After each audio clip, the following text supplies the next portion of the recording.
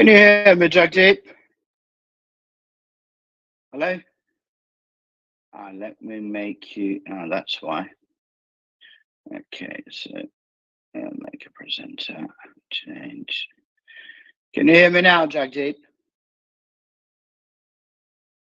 I've just... Yes, I can, yeah. How you doing? You all right? Not too bad, thank you. Thank you very much. For some reason, I think the email I send you the Microsoft Teams to may not be the email you use for Microsoft Teams. Can you hear me? No, it can be a bit fiddly. So yeah, I've had previous not the best experiences on Teams. So yeah. But in terms of the email that you use, is it the same email that I send you the invite to, or is Oh it no, different? it's a different one because I've signed into Teams with my company account. So yeah. I see. That's why.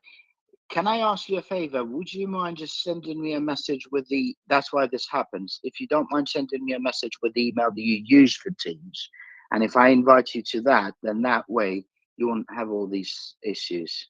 Okay, we'll do. Okay, I'll ping the email after the call on LinkedIn. Yeah, if you don't mind, LinkedIn or WhatsApp or whichever's easiest for you. Will do. If you because that way it's yeah, because I've seen a few people have issues with that, and unfortunately it doesn't quite work.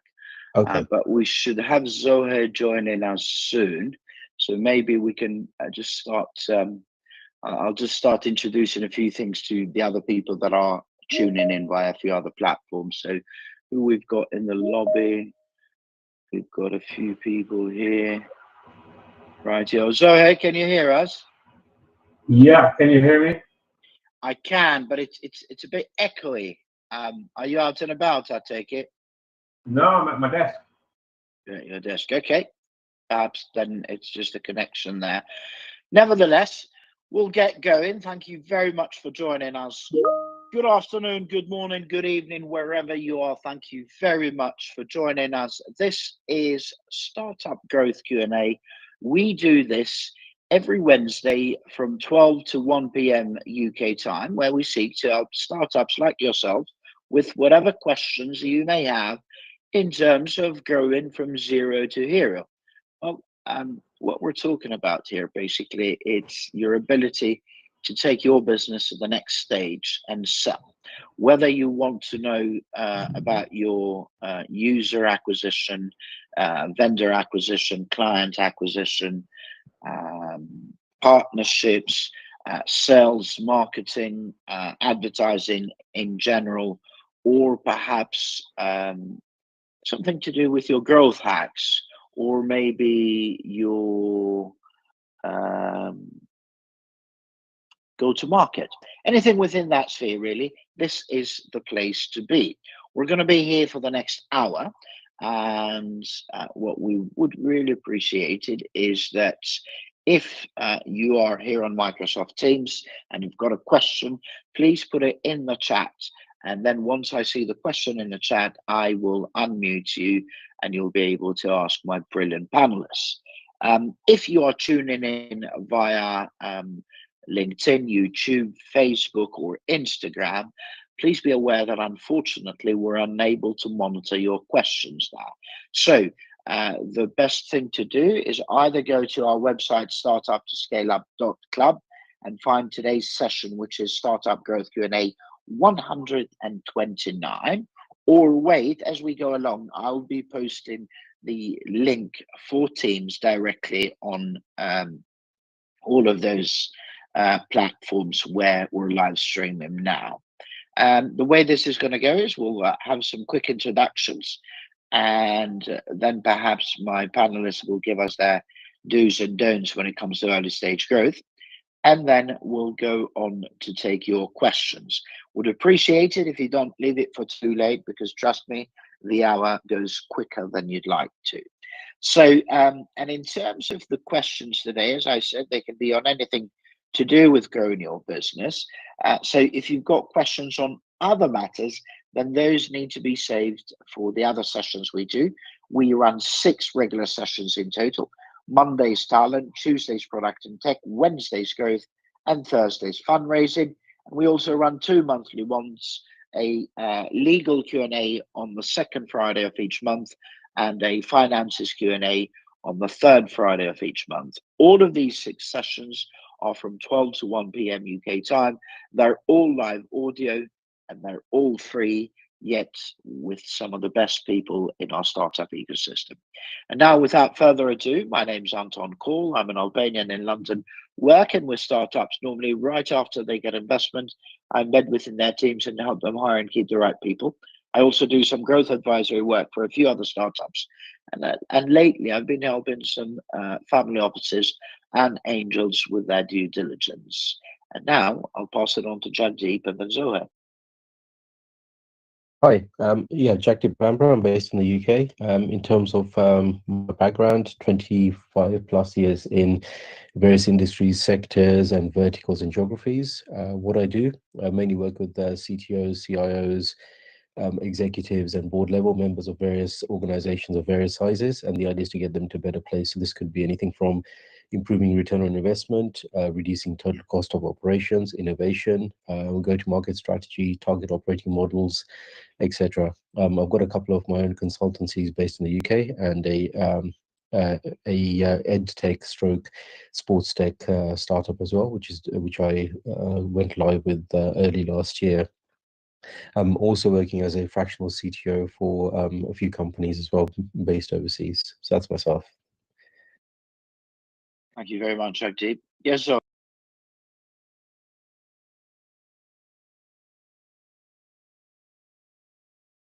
You would need to unmute, Zohair, otherwise we can't hear you, buddy.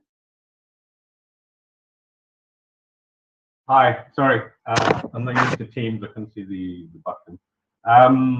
Yeah, I'm a growth marketing consultant, practitioner. Worked on a variety of projects trying to grow user base and businesses for a wide range of startups and established companies. Thank you.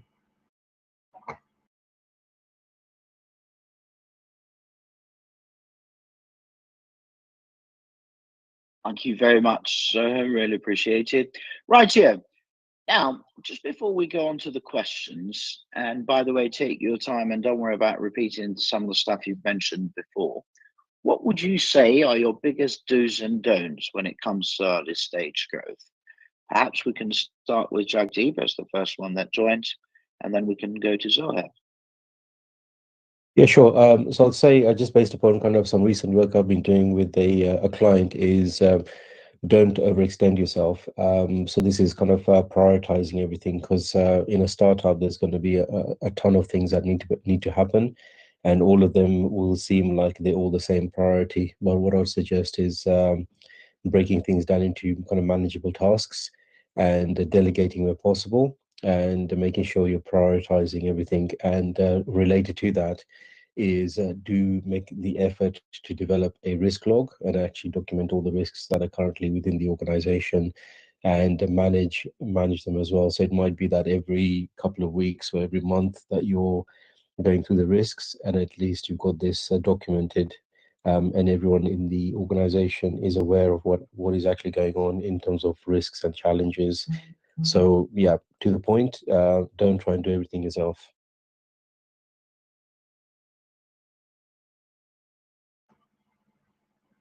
Hiya. So do's and don'ts.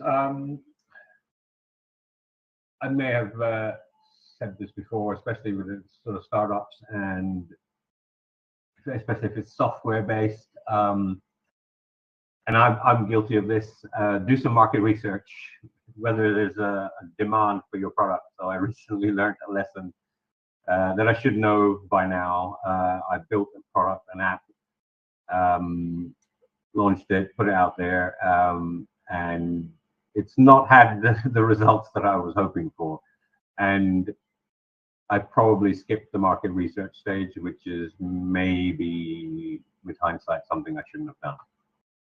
So just make sure there's a demand and requirement or a need for whatever it is you're offering, I think, before you spend too much time and money on it.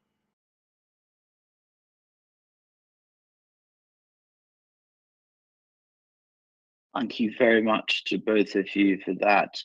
I'm not sure we've had, because this is our second session for the month, so we haven't really had much of a chance to talk about it, but I would love to hear from both of you before we start taking questions, what kind of trends do you see happening this year, whether it's good or bad, that perhaps are typical of this year rather than, every other year, if that makes sense. So something new, and where do you see the market going in terms of growth, but two, where do you see or where would you advise the startups you work with to focus on this year, unlike other years? Maybe this time we can start with 𝗁𝗁, and then we can move on to Jagdeep. Any thoughts on this? And sorry, I didn't give you any time to prep on this, but I thought better can I do a bit of a stand-up startup. Go on, 𝗁𝗁. Yeah, there's lots of stuff happening in the startup world, I guess. The biggest one is probably very hard to ignore, especially if you saw Donald Trump yesterday committing $500 billion apparently to AI. Everything is heading towards AI. If it's not already AI, if you've been able to ignore all the noise about it, I salute you. The reality is that, lots of functions within a startup that may have been very challenging for you 18 months ago, from marketing to sales to admin to customer care, a lot of this can be handed over to AI. And it's only going to get easier to do that. And I think if you don't have an AI strategy or you don't plan to use AI, I would revisit that and plan for that trend. It's just going to get more and more, I think. There are talks of one-man billion-dollar unicorns being formed. And it's quite easy to hand over certain functions, especially marketing, and to AI, right? Of course, for the time being, you'll need a human to kind of manage it, but it will become more autonomous as time goes by. And it will come down to whether what will you hand over? What will you let AI do? What will you trust AI to do? And so on. That's me.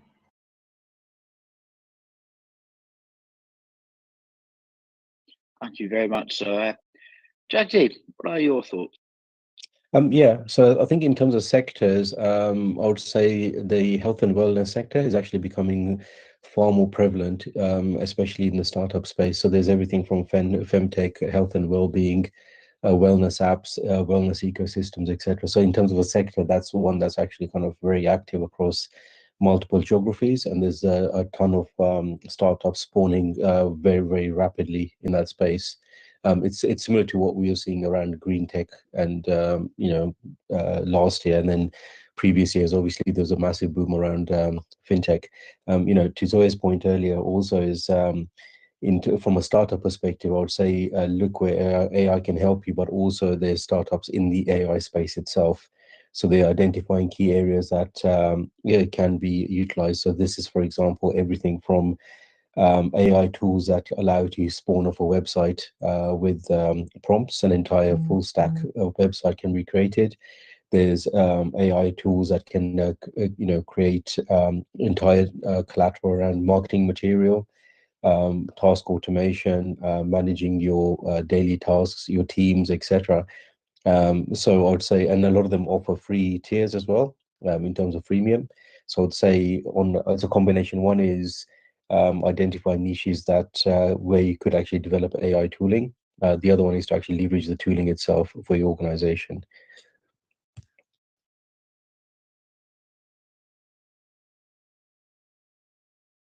Thank you very much for that, Jagdeep. Now, we've got some questions that were sent in, so we'll quickly go through some of them. In the meantime, a quick reset of the conversation. For those of you tuned in here on Microsoft Teams, but also those of you that are out there, either via LinkedIn or Instagram or YouTube or Facebook. If you do want to ask any questions interactively, you would need to join us here live on Microsoft Teams. I've just posted links on all of those platforms to our Microsoft Teams conversation. But if for any reason you can't do that through that link, then go to our site, startup2scaleup.club, where you'll be able to find today's session, which is Startup Growth Q&A 129. And through there, you just need to click join. It's a quick registration, and you can join us here on Microsoft Teams. We're only going to be here for the next 43 minutes, so I would appreciate it if you don't leave it for too late to ask your question, if you do have any questions, that is. And you see, we run this for a very simple reason. Unfortunately, over 90% of startups fail. And the top 3 reasons for that are 1, market fit, 2, running out of money, and 3, not having the right people. But when it comes down to it, it's all about one thing, about your ability to sell whatever product or service that you have and sell enough of it. So that's why hopefully today we'll be able to help some of you with that, and not only survive, but hopefully thrive. So your questions today can be on anything to do with growth, from user acquisition, vendor acquisition, partner acquisition, client acquisition, sales, marketing, branding, advertising, growth hacks, or go-to-market, and all that jazz. There are no wrong or right questions for that matter, and there's no need to be shy. If you're here on Microsoft Teams, all you have to do is just type your question in the chat, and then I will unmute you and give you the floor so you can ask our panelists. If you're tuning in via the social media where we're live streaming now, whether it's LinkedIn or Facebook or Instagram or YouTube, then you need to click on the link for Microsoft Teams and join us. If, however, your questions today are not on growth, please save them for the other rooms we do. Mondays it's talent, Tuesdays it's product and tech, Wednesdays it's growth, and Thursdays it's fundraising. They're all from 12 to 1 p.m. UK time, and we also do 2 monthly ones. Second Friday of each month we run a room on finances, and third Friday of each month we run a room on second Friday it's legal, third Friday is finances. I'm sorry, I'm just I guess a bit rusted today. So without further ado, we've got a question that was sent in, and I'll read this out loud for the other people in the other platforms that they're tuning in. And then after that, we will also go to Becca, who's put in a question. And Becca, if you don't mind perhaps elaborating a little bit further on that question whilst we're dealing with this one, that would be great. Okay, so this is from a clean tech for solar panel integration startup in Essex.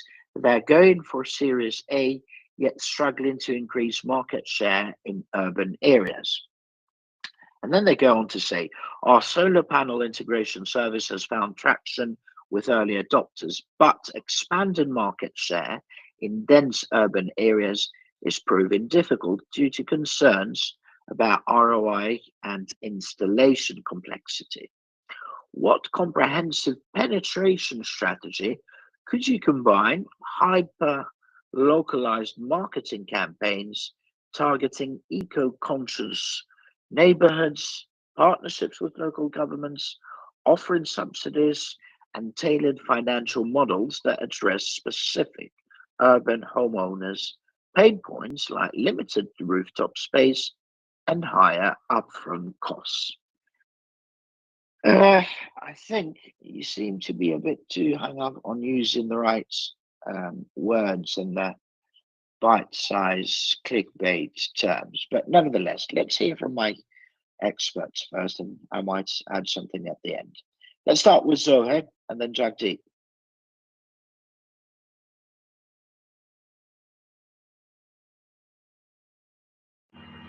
Yeah, I read this one. Got a lot of information in there. Penetration strategy. I mean, I'm curious as to why they're. I thought this was the big thing in terms of solar panel and all that. And I can only share from my own experience with evaluating solar panel solutions. Is I think they need to target the jargon.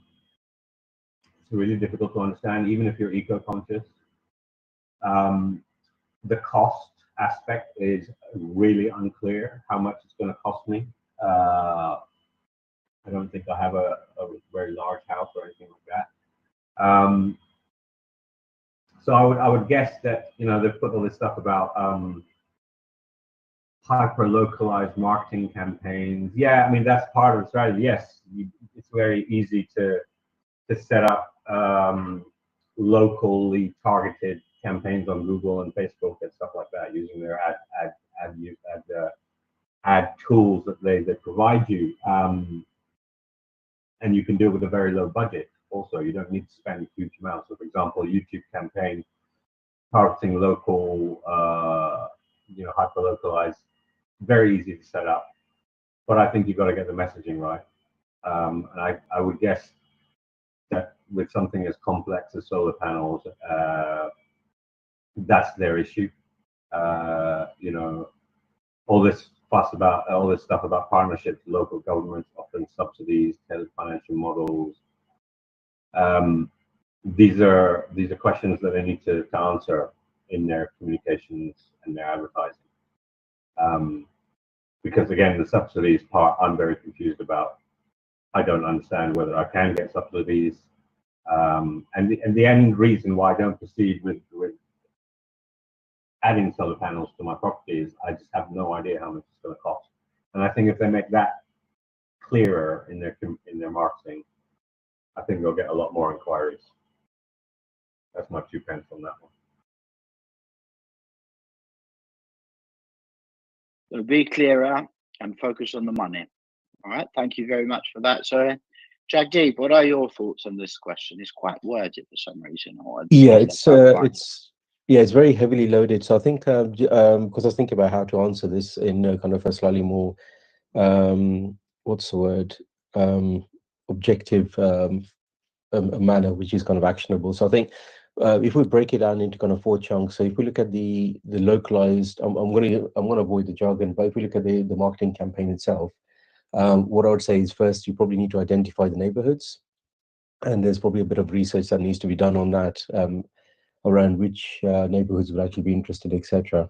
And the next one is actually engage with that community. So the point made earlier is, you know, you want to remove a lot of the jargon, a lot of the grayness in this kind of space, and then that would be, you know, either you're educating people around webinars, workshops, local events.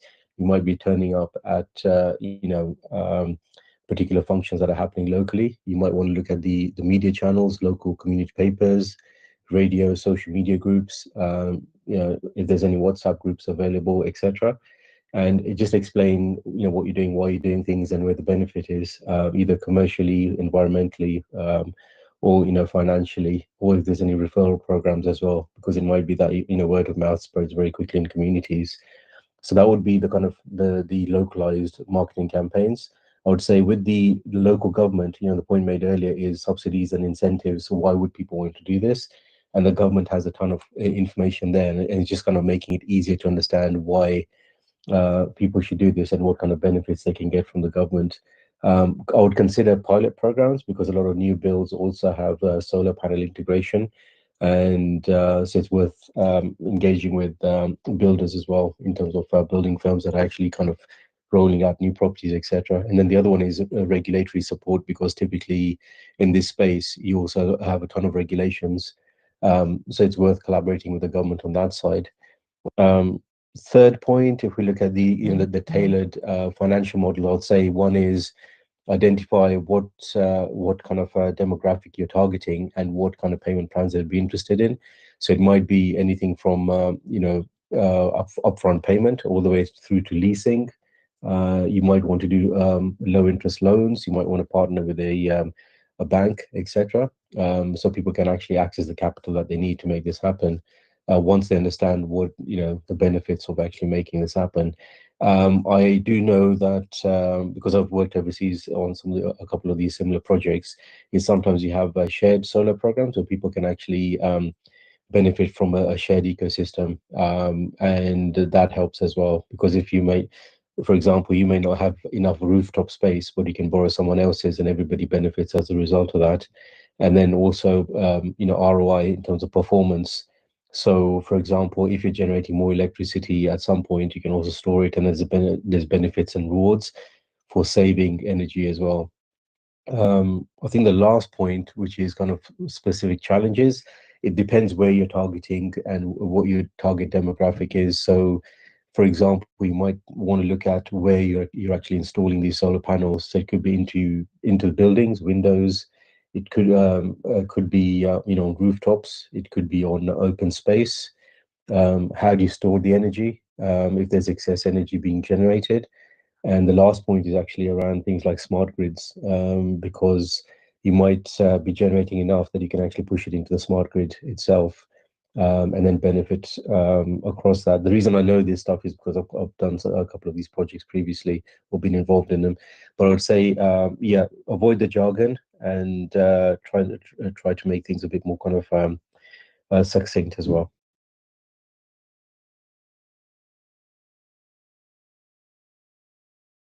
Thank you very much, sir. Sorry, Jagdeep.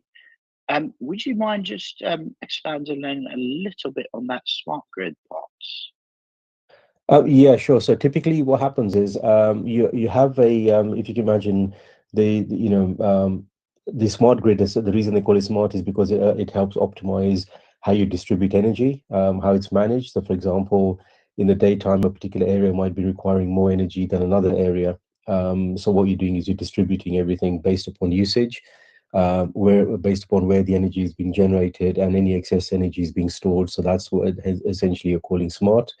It might be that you've got multiple technologies within the grid that's generating energy as well. So it might be from traditional energy sources, it might be from more modern ones, wind farms, solar tech, etc. And the fact that you're combining this and understanding where the demand is versus where you could save, then that allows you to actually save any excess energy for when it's actually required. Integrating into that means that your solar, let's say hypothetically that in the daytime, somebody's house is generating a ton of energy, but everybody's out in the offices or they're out for work, but you're still generating the energy. So what you could do is essentially use that house as a way to start storing the energy coming from the house. For example, you can start storing it for when it's needed later in the future. But creating that intelligence allows you to kind of distribute and manage demand accordingly. Perfect. Thank you very much for that. That's brilliant. Rightio. Okay, we will now go on to our next question, which is from Becca in here on Microsoft Teams. So I'll read this out loud, and in the meantime, I'll give Becca the mic. So bear with me. Where is Becca? 1 second. Was there? Bear with me. Where is Becca? Yep. Allow mic. Okay, perfect. So Becca's asked a question. We are a pre-startup on a new wellness app. Okay, well, a pre-startup. You mean you've got an idea?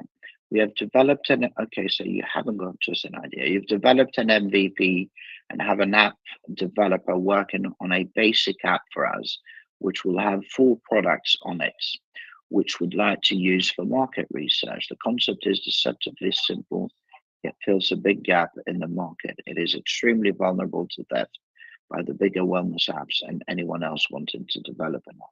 So we'll only market test it on a small pool of trusted people. We thought we might do a mini crowdfunder with this group too. At the moment, we are operating with no budget and amazingly getting a lot on a goodwill basis for now. Example, the current app developer. Someone told us we only needed to market research with 10 people. Someone else told us it needed to be more. What do you think? Let me see. Have I unmuted you, Becca? Let me see. Where is Becca? Yep, you should be able to unmute now, Becca, and ask the question yourself if you don't mind introducing yourself, and then perhaps ask the question in your own words. Are you able to talk, Becca?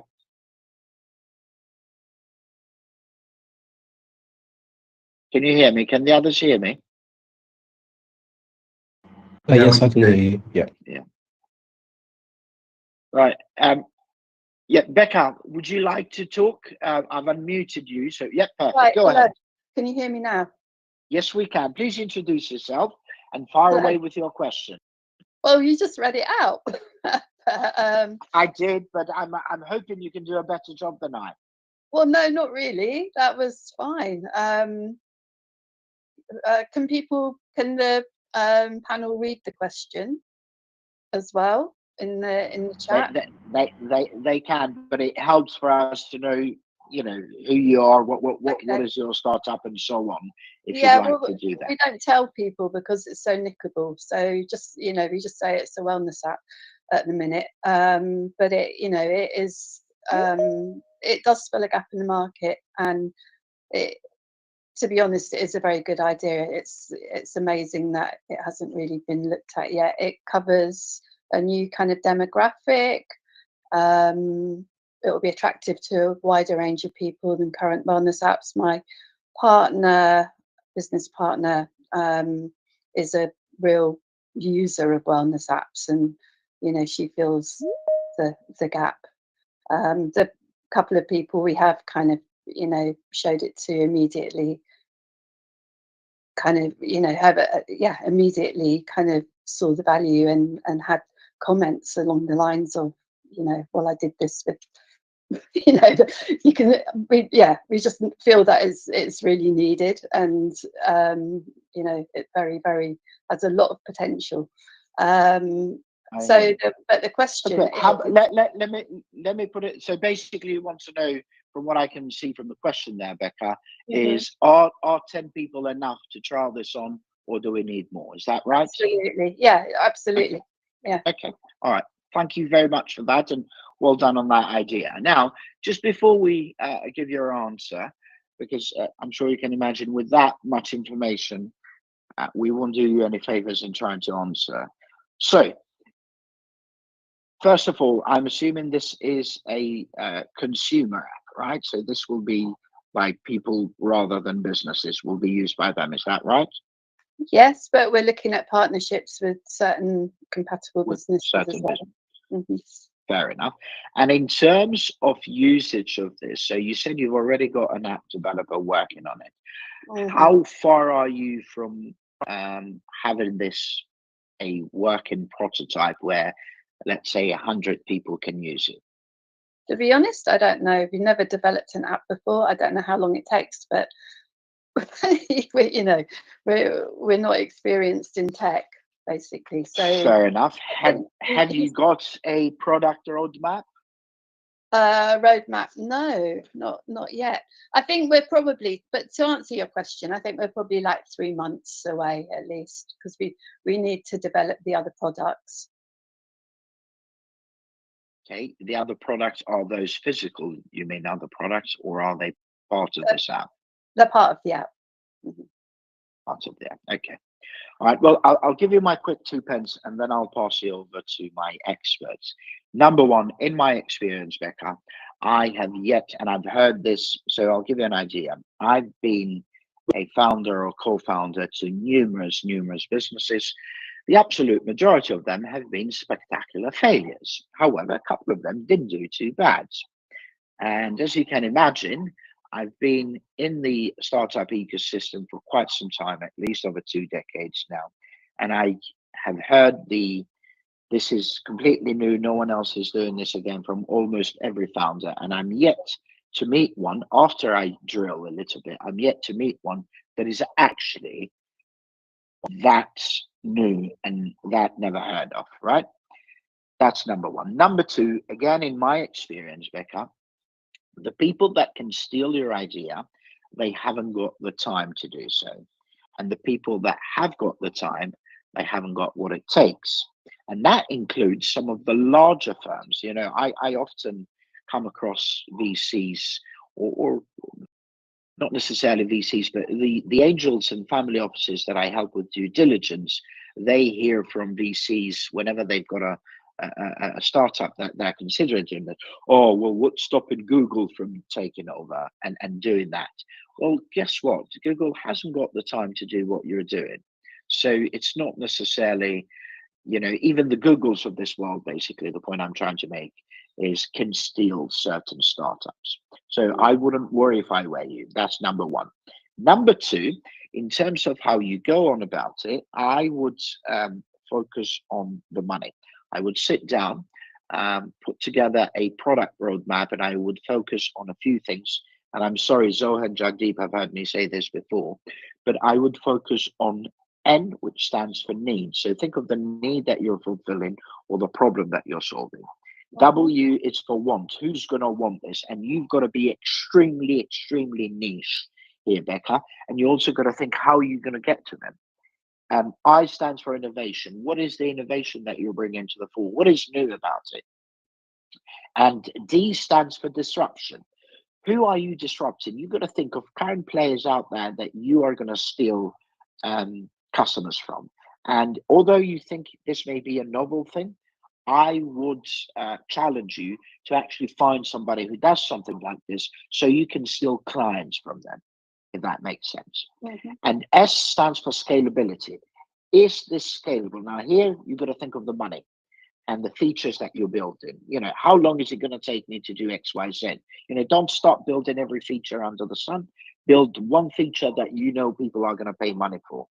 So focus on that.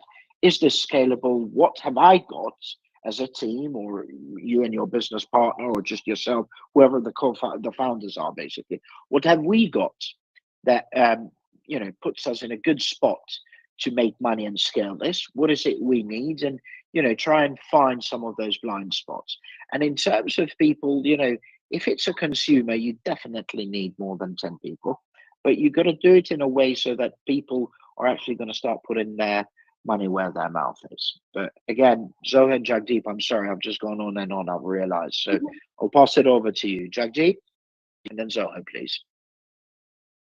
Yeah, hi Becca. So interestingly, I'm not in a too dissimilar position in terms of helping a current, I would say, wellness health tech app, which I'm working on with a couple of co-founders.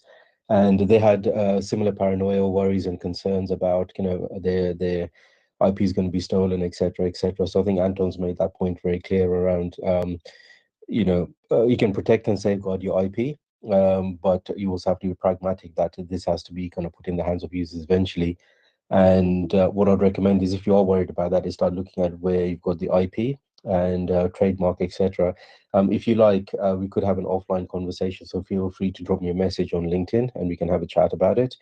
You know, to your point earlier around how many people, it depends how many people you got access to who can give you trusted feedback. And typically this has been anything from, I would say the minimum I've seen is 5 in terms of testing, all the way up to about 50. Depends on the nature and the complexity of the app that you're dealing in, the nature of the feedback you want, how comprehensive it is, and also how you can actually manage that feedback. Because if you have 50 people, logistically and from an administration perspective, it becomes more difficult. I'm not too familiar with the nature of how you're actually rolling the app out, whether it's kind of an APK or using test flight, or you're actually using the Apple and the Google stores directly, or how your app is actually built. But depending on the tech stack, there's particular ways that you can actually put the app into the hands of users. So it can either be very easy or it can be very difficult, depending on how that's been done. So that's usually the ballpark figures, but again, it depends on the complexity. Obviously, 5 people giving you a ton of feedback very regularly and very positive feedback in terms of actionable stuff that you can work on, versus 50 people who are not giving you very good feedback or stuff you can't action. It depends on quality as well, in terms of the audience that you're kind of looking at from a testing perspective. So you know, it's a bit of a vague answer, but it usually depends on, you know, what kind of feedback you're after, and how confident you are to get that feedback as well, and how you can action it on there. So hopefully that helps. Yeah, thank you. Yeah, we've only I mean, the guy hasn't really started developing it yet. He's going to come back to us in a couple of weeks with something rough. So I didn't know about what was what's it called? Test flight. Yeah. So test flight sounds interesting. Yes, yeah. So test flight is essentially a framework that is part of the Apple ecosystem, and if you're building specifically for that, then that's a very easy way to kind of get the app in the hands of users, assuming that they're kind of users of iPhones, and then you can work accordingly. So there's various methods you could actually get the app in the hands of users. But I would say, to the point earlier, one, depends on the complexity. Number two, the quality. And number three, how representative of your target market are the testers as well. Yeah. Okay.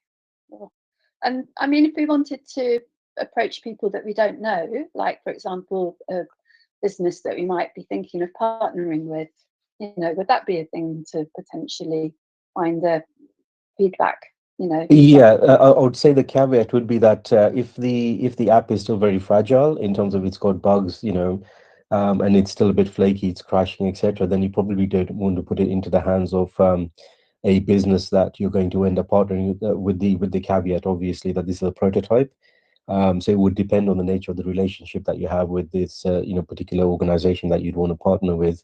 What I have seen is when these situations occur, firstly, NDAs are exchanged just to make sure you can have a slightly more deeper conversation, and then secondly, you normally have disclaimers, especially when you're dealing with kind of prototypes, because you do have the potential of loss of data. You do have, if people are signing up, for example, registration and login, people are obviously putting some level of personal identifiable information in there, and it might be that you agree that you're going to have dummy names and dummy logins to prevent the loss of real data in some shape or form, or compromising that data. In some cases, disclaimers are done, so you can get a ton of templates online where people usually sign a disclaimer or a waiver, or they agree to the terms and conditions before they actually go and start using the app. So there's ways to manage the risk on this, but I have seen both. I have seen situations where companies have, especially when they're developing B2B products, is that they have shared prototypes, and or a company has agreed to like a beta program or a test program to actually try things out, with the caveat that it's not the final product. In other cases, companies have basically waited until they've got a production ready platform or a system or an app, and then they've gone to start partnering as well. So both have worked. It depends on circumstances and situations. Okay, thank you. Thank you very much, Agdeep. Zohair, any thoughts on this, buddy? Yeah, sure. Where should we start? The fact that you've got 10 is a good start. Whether that sample size is enough or not, I can't tell you. So some similar things to what Agdeep said is, who's the target audience? Whoever they are will influence your sample size. What's the overall active user size that you think you could aim for? What are the actual goals of the research is probably another one you should think about. Sorry, could you repeat that? What are the actual goals of the research that you're trying to achieve? What budget you have available? It can, just a few years ago, it would have been potentially very expensive to have a large sample. I would say general guidelines, 100, 200 would be ideal, but that comes back to kind of budget again. And what sort of statistical significance you're going to get from that. There are things that there are tools available. For example, like can help you calculate a potential sample size. So there's a company called Qualtrics. Q-U-A-L-T-R-I-C-S, and they have a sample size calculator on their website. If you Google that, or I can share the link in here somewhere. You can. Sorry to interrupt. can I interrupt just for 1 second? That name you just mentioned and any other names, if you don't mind, both you and Jagdeep, on LinkedIn, I've tagged you both to the live stream. If you don't mind putting those on LinkedIn so that Becca and anybody else can hear them, sorry, can see them, that would be great. Sorry, buddy, carry on. That's on the event link that you shared, right? Or I'll try and find. I think I know what you mean. I'll add it. Yeah. So there's tools to help you calculate sample size. Again, I mean, it might be overkill. It's hard to understand how much, you know. This is if I was working for a larger company, you would end up going to somebody like Qualtrics to help you kind of build a sample, who you would interview, etc., etc. Other areas to consider is sites like user testing. You know, you can hire X amount of testers for your MVP and app, etc. It won't be a huge sample, probably. I mean, if you wanted large numbers, again, it's going to cost you. And the final thing I would say, so this is kind of an area that I'm also looking into. So you may have heard recently of some research projects where of AI twins. So basically, it's not, and it's a service that I'm trying to develop, but it's not fully developed, whereby you can create AI copies of potential customers or potential samples of people, and then get them to test your app. And the AI was 85% accurate in the research projects that they did of simulating actual behavior and decision-making processes. So from an anonymity perspective, if you're worried about sharing it, that could be another option. But as far as I know, that technology is not commercially available yet. So far, it's still research stage. It is something I'm looking to develop as a service because I found it really interesting. So, you know, feel free to connect and I'll let you know when I get any further. Okay. Thanks. Thank you very much. Becca, one last thing, if I may, and I'll try and be quick here. One of the things I would strongly advise you to do is not to spend money without speaking to people. What you might want to do is sit down and make a list of, I don't know, let's just say for argument's sake, 100 people on LinkedIn that work for certain companies that would either be in the same industry as this app would then be, or already sell to this kind of demographic, and just say, look, I'm building. So basically, we're talking here those people that would potentially be your partners that you mentioned earlier, those partnerships. And I would reach out to them and say, look, 𝗤𝗏, Jagdeep, Becca, whatever their name is, and I'm working on this, and I'd love to pick your brains over a 20-minute chat, whether it's video or coffee or whatever may suit you. And that way you have a chat with them, and these people will be able to give you quite a bit of insight that, for example, you or I may struggle because we're not in the industry and we're not as heavy anyway.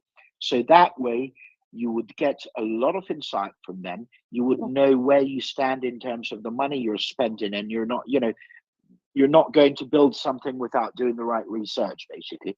And the beauty of this, Becca, is that once this is built, you can go back to them, and it won't be a sales call anymore about partnerships because you've already broken that barrier.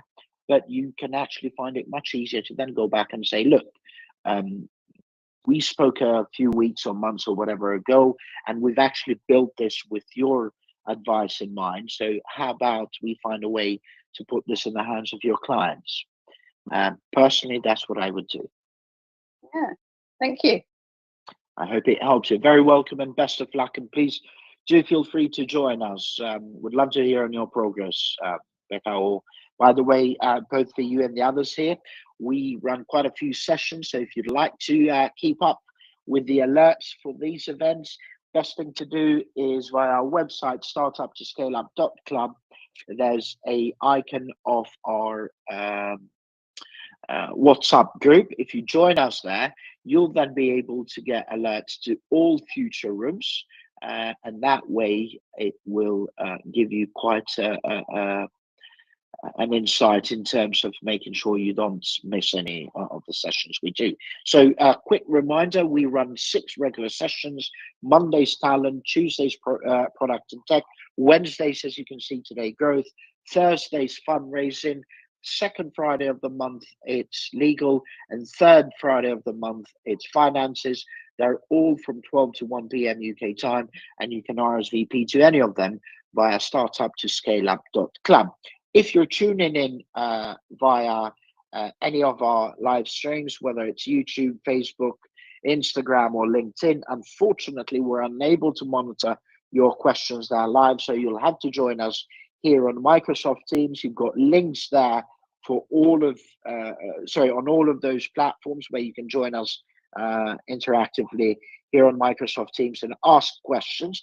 If those links aren't working for you, just go onto our site, StartUp to ScaleUp.club, find today's session, which is Startup Growth Q&A 129. And when you click join, you'll be able to come through this. Now, without further ado, perhaps we can go to one last question that was sent in to us, and then we can take it from there. So this is, yep, it's a university one, and we've only got 8 minutes to go, so I'll read it out loud, but if Zoha and Jagdeep, if you want to have a look at it as well, please, that would be great. So this is a SaaS for data-driven agriculture at a university spin in East England. They're at pre-seed, and as far as their situation is concerned, they've got limited traction due to a niche focus. So she goes on to ask, our SaaS platform for data-driven agriculture has been designed for large-scale farming, but is struggling to gain traction due to its niche market focus. How can we refine our go-to-market strategy by identifying adjacent markets, customizing features for smaller farms, and leveraging academic partnerships to build credibility? Additionally, how can we use our university-backed data to create a defensible advantage and drive adoption? Jesus Christ. I don't even know where to start with this. You know what?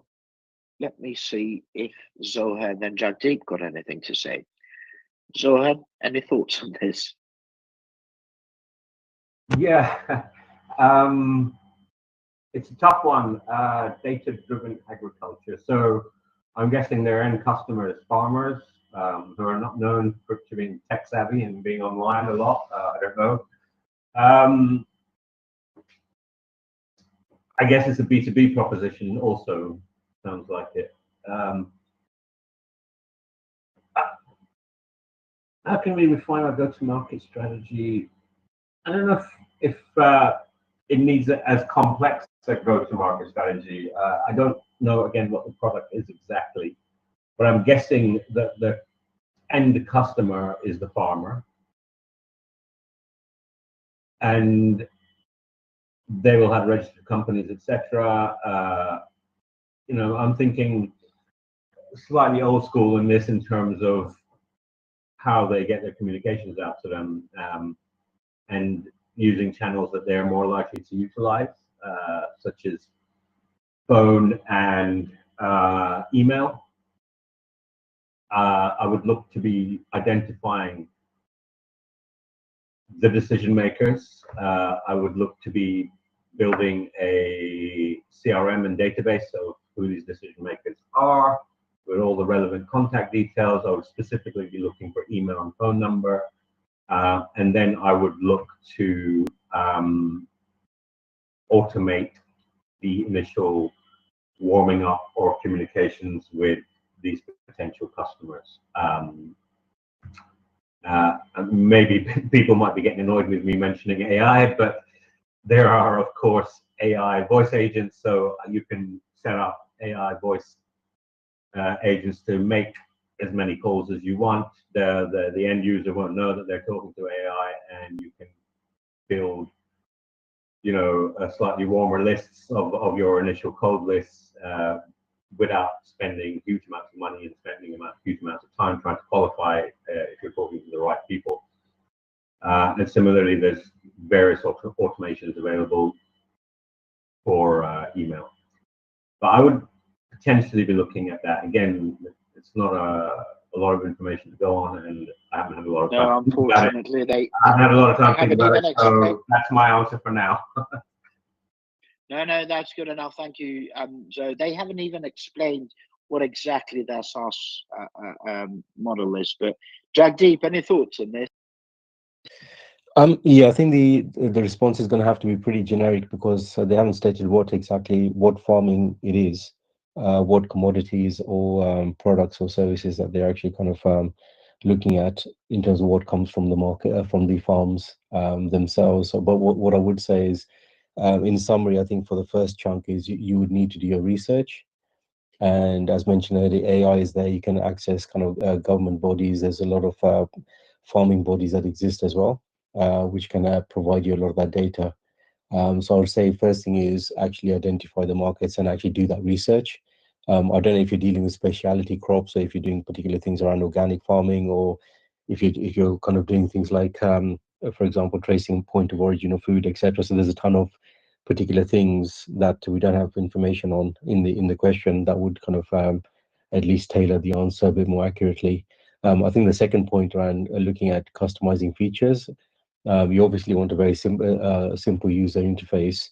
You'd want to look at kind of flexible pricing models, for example, localized support or regional support, or kind of customization based upon the demographic that you're targeting. Again, you probably need a focus group or a target demographic to actually improve that particular side. And I think the last point around academic partnerships, yes, there's a ton of universities and educational programs that exist. I would say identify them. Again, do the research around which universities and educational institutions are focusing on this particular niche, and look to partner with them. It might be that you want to even get students on board, and make that happen in terms of credibility around doing the research, case studies, testimonials, and also I'm sure whichever university or institution you target, they may have data sets themselves or research that you might want to leverage, and maybe create some kind of collaborative model from that perspective. But I think without having more details around what exactly this is, the answer is going to have to be generic. I hear you. No, same here. And the only thing I would like to sort of mention here, which kind of goes in line with what both of you have said, the best thing you can do is actually go out there and talk to people. In terms of who you talk to, personally, at the moment, I would look at Innovate UK. They've got quite a few programs. I would then look at things like the National Union of Farmers, or whatever their name is now, I can't remember, and also local authorities. There's a lot of regional authorities, especially in traditionally farming regions, where you can go to, and one, actually make use of that data, but two, also find ways to cooperate and see what the needs are. Personally, I would focus on that. If that means that you then would have to pivot drastically and spend gazillions, then maybe that is not the right thing to do. But if it means that you can just do a few tweaks here and there, and then that can be used by a easier accessible market, then that's fine. So personally, I would focus on that. And in terms of universities, again, a lot of universities have got good connections with various larger organizations and government schemes and so on. So yes, it may be a good idea to utilize that. But we'd love to hear from you if you want to join us next Wednesday, so we can go into a bit more detail as to what you do, because otherwise it's not easy for my experts to give you their best answers either. So we are now at 1 o'clock, which means it's time to shut shop for today. But I don't know if Jagdeep or Zoha have got any quick parting words before I let you go, fellas. Jagdeep or Zoha, go on, yeah. Nothing, just have a nice day. Thank you very much, Jagdeep. I was going to say, do your research and don't be afraid to ask for help. Thank you. Well, thank you very much for that. Huge thanks to everyone that tuned in today, especially Zoha and Jagdeep, that gave up their free time to pass on some wisdom. Also, those of you that tuned in, obviously here on Microsoft Teams, but also to the ones that tuned in via LinkedIn, YouTube, Facebook, and Instagram. Next time, please join us on Microsoft Teams. It's much better there. Just a reminder that we run 6 regular sessions: Mondays talent, Tuesdays product and tech, Wednesdays growth, and Thursdays fundraising. Second Friday it's legal, and third Friday of the month it's finances. They're all from 12 to 1 p.m. UK time. Hopefully you'll join us tomorrow for Startup Fundraising. We've got 3 brilliant investors joining us on stage. You can RSVP to any future session via our website, startup-to-scaleup.club. When you go there, just pick whichever you want to RSVP to and click join. Or you can join our WhatsApp group, and there you'll get alerts for all future rooms, and you can find that WhatsApp group on our website. Otherwise, just remember, the startup journey can be both exciting but also quite challenging. So try to have some fun in the meantime, and be kind to yourself and everyone else for that matter too. Hopefully see you tomorrow for Startup Fundraising Q&A at 12 p.m. UK time. Thank you and God bless. Bye-bye for now.